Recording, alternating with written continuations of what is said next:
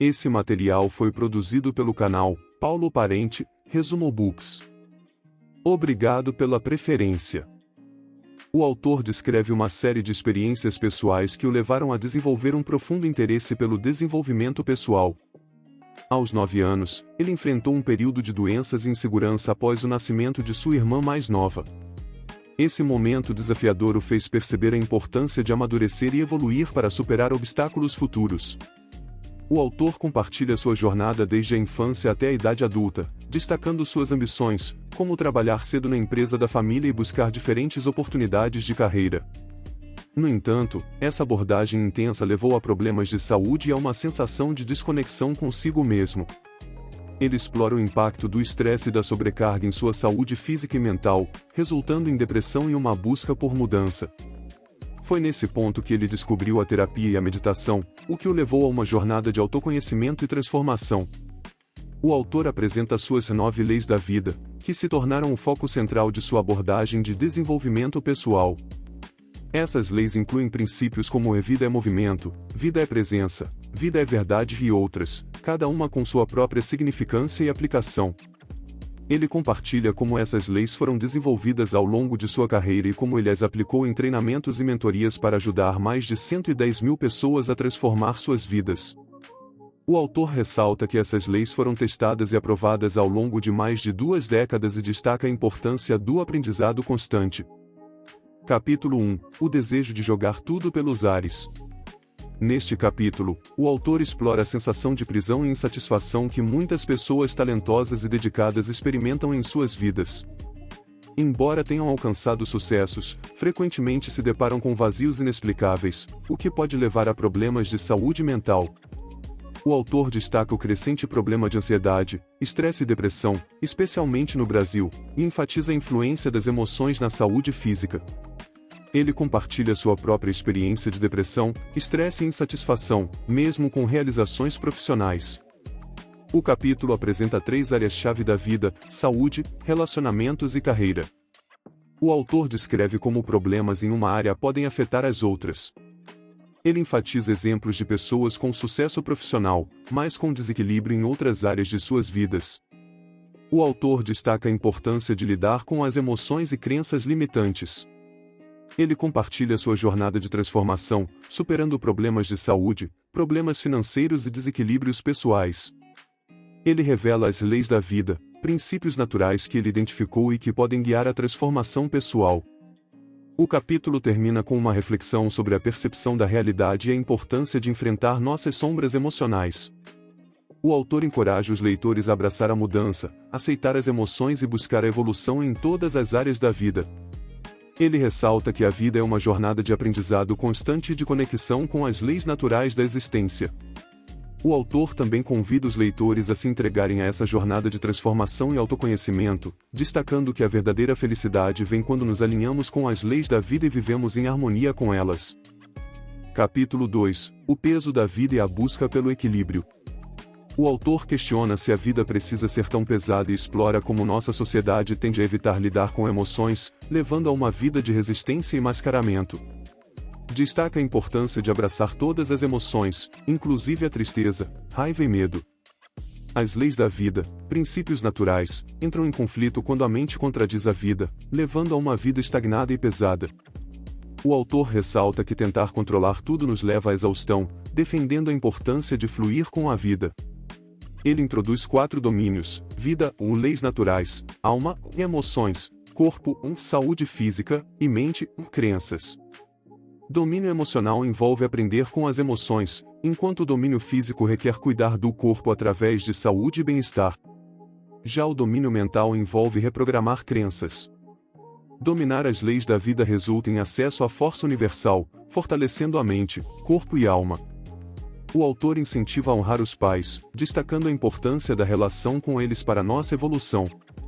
Abraçar a vulnerabilidade é crucial, pois todos têm fraquezas. Ele desmistifica o culto ao herói, incentivando a aceitar a humanidade e aprender com falhas. Culpar-se é arrogante, ser forte é ser fraco e vice-versa. Ele compartilha como encarou o câncer de sua esposa, ensinando a aceitar o que a vida traz. O autor enfatiza escolher ser feliz em vez de estar certo, relatando sua experiência pessoal com desafios e aprendizados. A história de sua esposa com câncer mostra a importância de dizer sim à vida, aceitando dificuldades como oportunidades de crescimento. O autor compara a confiança em um dentista à confiança nas leis da vida, sugerindo entrega total e aceitação de todas as experiências. No fim, ele encoraja os leitores a abraçar as leis da vida, aceitar tudo o que a vida oferece e experimentar o crescimento e a força resultantes dessa entrega total. Capítulo 3 – Uma vida mais leve é possível. A busca pelo controle complexifica a existência e obscurece a conexão com a natureza. A libertação está nas leis da vida, fundamentais para a plenitude. Aceitar essas leis é transformador, permitindo lidar com o que não controlamos. A dor de não alcançar desejos é normal, mas devemos agir. A maioria da vida é imprevisível e não nossa culpa. Aceitar nossa parcela de responsabilidade, em vez de tentar mudar o incontrolável, traz domínio mental, emocional e físico. Ao reconhecer as leis da vida, ganhamos força para uma vida alegre, grata e realizada, guiada por metas e confiança. A pirâmide da boa vida enfatiza que a construção começa interiormente. Aceitar paz como são é vital, pois negar a conexão traz desequilíbrio. Relações amorosas desafiam, revelando sombras, levando à evolução. Pais que evitam ensinar limites geram consequências negativas. Cuidar de si é fundamental para cuidar dos filhos. É preciso encarar a realidade, honrando os pais e assumindo o papel de pai ou mãe. Viver com consciência das leis da vida, aceitando o que é, traz liberdade. O foco em controle é inútil, é no fluxo da vida que a verdadeira liberdade reside. Compreender que a vida simplesmente é traz alegria e paz. Capítulo 4 – Vida é movimento. Este capítulo explora o conceito fundamental de que a vida é caracterizada pelo movimento incessante. A narrativa começa com a história de como a vida se originou a partir de um movimento corajoso e ousado, a ação de seu pai ao convidar sua mãe para dançar, culminando na concepção e nascimento. A vida é retratada como uma série de movimentos desde a atração inicial até o desenvolvimento embrionário e a jornada da infância à idade adulta. A primeira das 9 leis da vida é apresentada: vida é movimento. Isso se contrasta com a morte, que é a ausência de movimento, sendo sinais vitais a base para verificar a vida. A lei destaca que a vida exige ação contínua, e as tentativas de evitar o movimento levam à estagnação. Ações são comparadas à energia em uma usina hidrelétrica, onde o movimento das turbinas gera energia. A ideia de força e poder advém do movimento, e a energia resultante da ação alimenta o poder pessoal. O capítulo incentiva a liderança responsável, onde as pessoas devem assumir a responsabilidade por suas escolhas e consequências. O poder ilimitado das capacidades humanas é discutido, destacando que nossas barreiras internas muitas vezes nos impedem de reconhecer nosso potencial total. O conceito de selecionar craques na vida, ou seja, rodear-se de pessoas que impulsionam e inspiram, é mencionado como crucial para o crescimento. A busca por educação contínua é ressaltada, juntamente com a importância de começar com o mínimo movimento possível, MMP, para superar a procrastinação e alcançar progresso real. O capítulo conclui enfatizando que a vida é encontrada no movimento e na ação, e que o movimento constante conduz a uma vida plena, energética e realizada. A metáfora do aquário é usada para destacar como evitar o movimento leva à estagnação e à perda de oportunidades. Em resumo, este capítulo destaca a importância do movimento contínuo na vida, explorando como ele é fundamental para o desenvolvimento, crescimento pessoal e realização de objetivos. O capítulo 5, intitulado Vida é Presença, da obra LV2, Vida é Presença, explora a importância de estar plenamente presente no momento atual. O autor destaca que vivemos em uma era de dispersão, com distrações constantes como redes sociais e notificações de celular. Muitas vezes, estamos perdidos no passado ou preocupados com o futuro, ignorando o presente. O autor enfatiza que a vida ocorre somente no presente, não há outro tempo. Estar presente significa alinhar mente, corpo e emoções ao fluxo da existência. Ignorar o presente leva à ansiedade, depressão e perda de discernimento. Exemplos são dados, como a importância de estar verdadeiramente presente para os entes queridos. O autor compartilha experiências pessoais, incluindo um momento em que negligenciou as finanças de sua empresa e enfrentou consequências dolorosas. Ele enfatiza a necessidade de estar presente, mesmo em situações desafiadoras, como a pandemia. O movimento é fundamental para alcançar a presença, seja através da meditação, foco na ação atual ou observação consciente. O autor argumenta que o presente é o único tempo real, e que estar presente significa aceitar a realidade, independentemente das expectativas e exigências. Ele encoraja a autocompaixão e a pergunta libertadora: o que eu posso fazer agora? Isso ajuda a lidar com desafios e a cumprir a lei da vida, que é movimento e presença. Esse material foi produzido pelo canal Paulo Parente, Resumo Books. Obrigado pela preferência. Capítulo 6. Vida é verdade. A lei da vida revela que a verdade sempre prevalecerá. Viver na mentira é insustentável, pois a mentira logo se desfaz. O desafio reside na mente que mente, distorcendo a realidade e limitando nosso potencial. A mente nos manipula, nega fatos e nos faz acreditar em crenças limitantes. Somos em grande parte inconscientes, programados para evitar mudanças. Nosso subconsciente influencia nossas ações e crenças, mantendo-nos estagnados. Viver na verdade envolve reconhecer as mentiras que contamos a nós mesmos. Muitos se subestimam, sentindo-se incapazes e não merecedores da abundância e amor.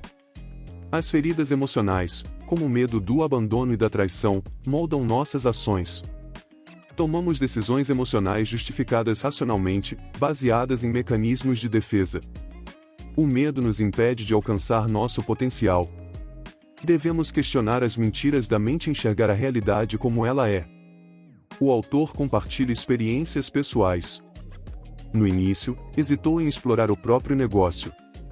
Superou o medo, enfrentou desafios e teve sucesso. A jornada exige consciência e coragem para romper com mentiras internas. É crucial confrontar dores e limitações para alcançar a verdade. Estar presente e aceitar a dualidade da vida é fundamental. Os animais irracionais aceitam a realidade sem questionar. Viver na verdade é buscar a própria evolução. A humanidade não evoluirá coletivamente, a evolução é individual. Cuidar de si é mais importante do que tentar mudar o coletivo. Aceitar sombras, libertar-se de expectativas e focar em si mesmo leva ao equilíbrio e paz. Cuidar de si é uma jornada profunda de autoconhecimento. A mente complica, mas a vida é simples. Ao cuidar de si, elevamos nossas relações e alcançamos a paz interior. A verdade prevalecerá quando buscarmos nossa própria evolução. O capítulo 7, intitulado LV4, Vida é Conexão, explora a ideia de que estamos profundamente conectados uns aos outros e influenciamos uns aos outros em várias esferas da vida. A autora enfatiza que nossas conexões são vastas e complexas, começando com as ligações familiares e se estendendo para amigos, colegas e até mesmo nossa conexão com o lugar onde vivemos. A autora destaca a importância da constelação familiar, um método terapêutico que explora os padrões de comportamento transmitidos através das gerações. Ela argumenta que nossa história começa muito antes de nascermos, influenciada pelo modo como fomos concebidos e pelas emoções e experiências de nossos pais. Ao longo do capítulo, exemplos são fornecidos para ilustrar como essas conexões podem afetar nossas vidas.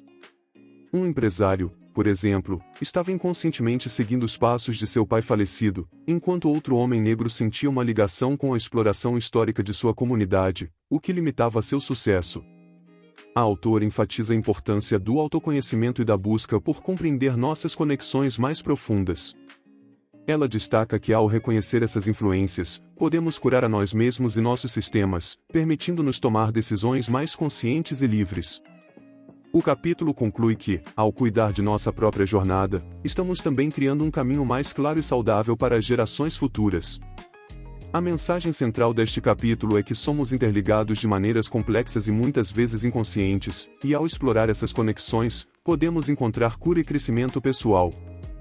Capítulo 8. Vida é dor. A quinta lei da vida, intitulada Vida é dor, aborda a inevitabilidade da dor na existência humana. O autor destaca que a dor é uma mensageira e uma forma de proteção, tanto física quanto emocional. Ele enfatiza que a vida não é um conto de fadas e que todos enfrentam momentos difíceis. Aceitar a dor é crucial para acessar o verdadeiro amor e amadurecimento. A dor física é descrita como um mecanismo de alerta, como quando retiramos a mão do fogo. Da mesma forma, a dor emocional, como o medo e a tristeza, nos conecta com nossa verdadeira identidade. Evitar a dor leva a problemas maiores e à estagnação. Fugir do medo e de outras emoções negativas não resolve o problema, em vez disso, torna-se um sofrimento constante. O capítulo destaca a importância de lidar com a dor do luto e aconselha a não apressar o processo de cura, mas sim a aprender com as lições que a perda traz. O autor enfatiza a importância da inteligência emocional, que envolve reconhecer e lidar com as emoções. Isso leva a melhores relacionamentos, empatia e autocontrole. Concluir ciclos de dor é fundamental para o crescimento pessoal. O autor compartilha sua própria experiência de enfrentar a dor e a falência de sua empresa. Ele encoraja os leitores a não se rebelarem contra a dor, mas a abraçá-la como uma parte essencial da jornada de vida. Ignorar a dor pode resultar em doenças psicossomáticas. O capítulo termina ressaltando que a vida exige consciência, aceitação e compromisso. Aceitar a dor e aprender com ela é fundamental para viver uma vida plena e significativa. No capítulo 9, intitulado LV6, Vida é Concordância, o autor explora a importância de aceitar e concordar com todos os aspectos da vida para alcançar a evolução pessoal. A ideia central é dizer um sim absoluto a tudo o que acontece, tanto o passado, presente quanto o futuro. Isso implica em aceitar as dores, desafios e situações difíceis como oportunidades de aprendizado e crescimento. O autor enfatiza que a concordância não significa passividade, mas sim enfrentar a realidade de frente e buscar alternativas para melhorar o que não está bom. Ele argumenta que resistir ou negar a realidade só gera sofrimento e impede o progresso. Concordar com a própria dor e com as experiências dos antepassados é fundamental para se alinhar com a sexta lei, vida é concordância. O capítulo compartilha histórias pessoais e exemplos de como a concordância pode ser aplicada em diferentes contextos. O autor também destaca a importância de não idealizar ou querer controlar tudo, mas sim abraçar a vida em sua totalidade, com suas imperfeições e incertezas. Ele sugere que começar a concordar com o fato de que ainda não se consegue concordar é um passo inicial. Ao final, o autor ressalta que a sexta lei é a mais libertadora e encoraja o leitor a se comprometer com a prática da concordância, buscando viver com mais leveza, amor e alegria em uma jornada contínua de aprendizado e crescimento. O capítulo 10, intitulado LV7, Vida é Conclusão, aborda a importância de concluir os ciclos da vida. A sétima lei da vida enfatiza que é imperativo terminar o que começamos e resolver as questões inacabadas, pois a vida é essencialmente sobre conclusão. O capítulo destaca que muitos enfrentam dificuldades para concluir ciclos devido à resistência ou falta de coragem. Muitas vezes, envolvemos outros nesse processo, deixando ciclos abertos. A lei nos lembra que a vida não é uma escolha entre concluir ou não, mas sim uma obrigação. O autor discute ciclos não concluídos gerados por projetos inacabados, discordâncias, sentimentos não expressos e fugas dos desafios. Esses ciclos afetam nossa energia e força ao longo do tempo, como carregar um peso constante. A renovação requer concordância, sentimento e expressão. A repetição de padrões familiares é associada a ciclos não concluídos. O autor incentiva a expressão de sentimentos não sentidos, mesmo que culturalmente reprimidos. A epigenética é mencionada como uma área da ciência que indica a capacidade de modificar geneticamente comportamentos. A conclusão de ciclos é descrita como libertadora e vital para um futuro melhor. O capítulo encoraja a enfrentar a dor, reconhecer os ciclos não concluídos, expressar gratidão e seguir adiante. A consciência desses ciclos é vista como uma responsabilidade, permitindo uma vida mais plena e realizadora. Esse material foi produzido pelo canal Paulo Parente, Resumo Books. Obrigado pela preferência. No capítulo 11, intitulado E Vida é Semeadura, o autor enfatiza a importância da semeadura e colheita como uma lei fundamental da vida. Ele destaca que cada ação e escolha que fazemos são sementes que plantamos, e os resultados que colhemos são consequências dessas escolhas. O autor ressalta que a simplicidade dessa lei é frequentemente negligenciada e defende que assumir total responsabilidade pelas nossas ações é fundamental para colher resultados positivos.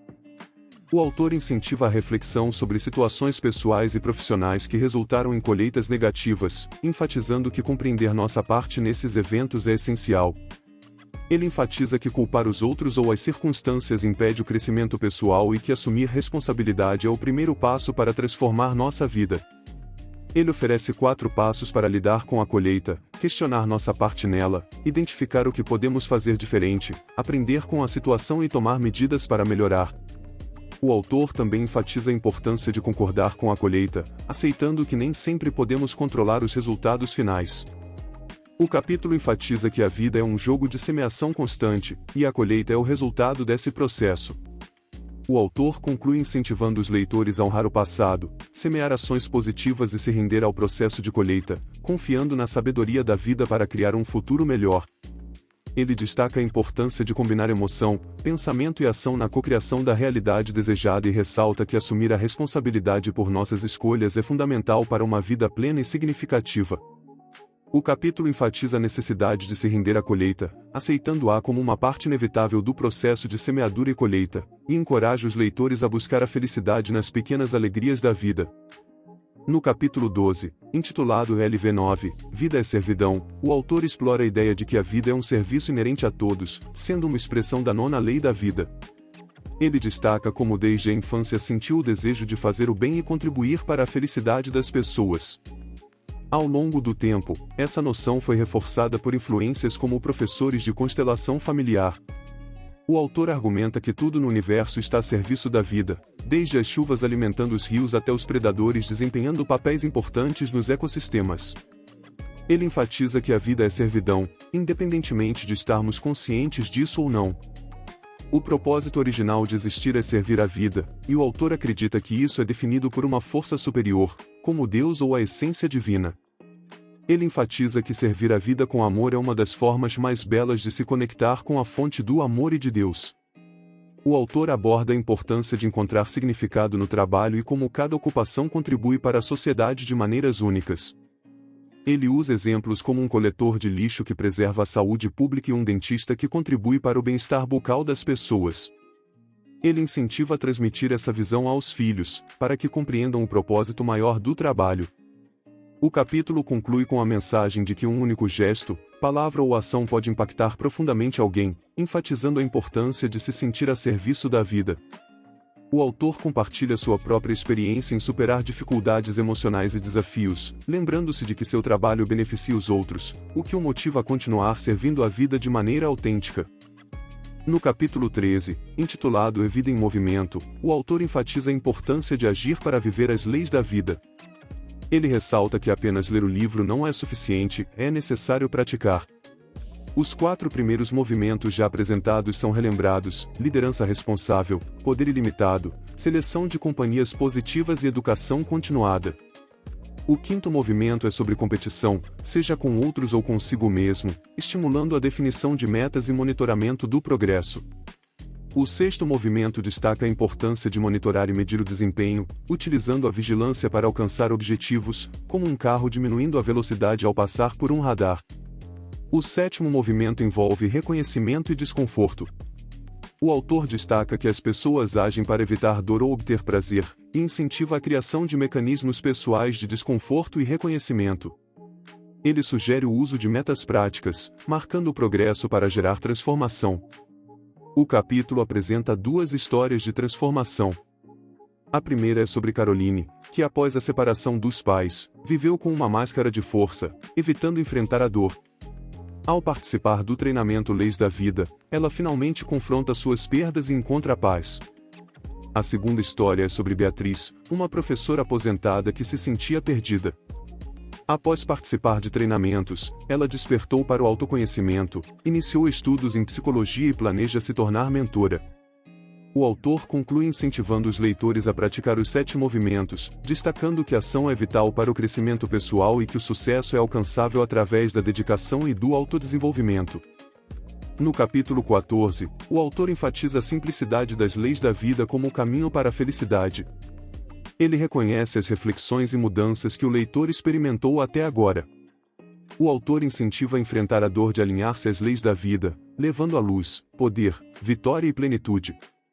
Cita a importância de concordar consigo mesmo e abraçar quem verdadeiramente é, compartilha sua própria jornada de autodescoberta, destacando como a percepção de seus pais evoluiu.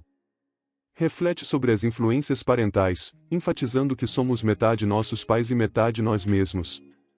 Explica o processo de ser um fã de si mesmo, destacando os aspectos positivos dos pais.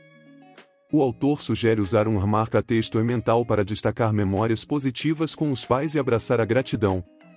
Enfatiza que o que os pais não puderam dar não é uma falha, mas uma oportunidade para suprir.